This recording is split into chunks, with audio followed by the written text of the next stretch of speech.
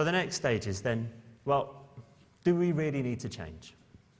Do we need to change? Well, there are a few things at play here, and it's up to you to make the decision if you think you need to change or not. I'll give you my view at the end.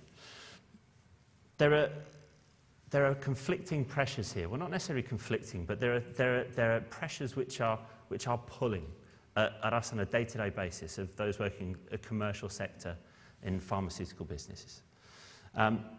And that's in shareholder expectations. So traditionally, Pfizer stock or any pharma stock has been seen as relatively safe stock. We always talk about in our quarterly earning reports about there's been consecutive earnings per share that's been given out. There's been consecutive dividends given out every year for the last, I don't know, however many years. And so in an environment where investors are feeling threatened, they are starting to put their money where they feel it's safe, or they have done already.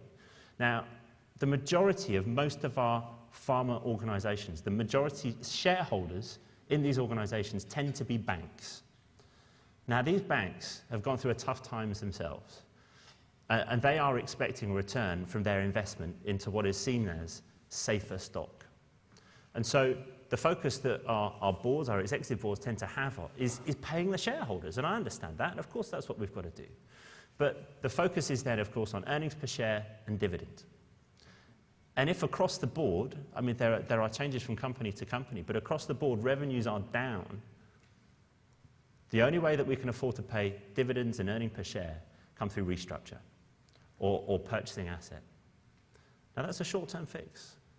There's only so far that we can keep dipping into that well and keep restructuring, maybe buying a few assets here and there. I know there's been some big deals talked about, certainly with Pfizer recently, but shareholders expect a return from those things. They want their money, but revenues are down. On the other side then, we've got customer expectations. And I think we'll all know that the expectations that our customers have are not being set. Those expectations are not being set from inside our industry through the interactions we have with them. The expectations they have as customers are being set from outside of our industry, as they are customers, as we all are. Every single one of our customers, every single one of us is customers, and every single one of us has our expectations set through the transactions we have as customers.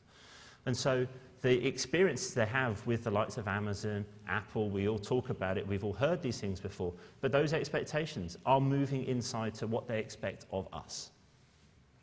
Now, we're caught in the middle of this.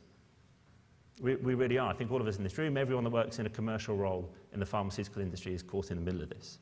And unless we change the way that we work, I don't think we're going to be able to sustain the pull coming from both those directions.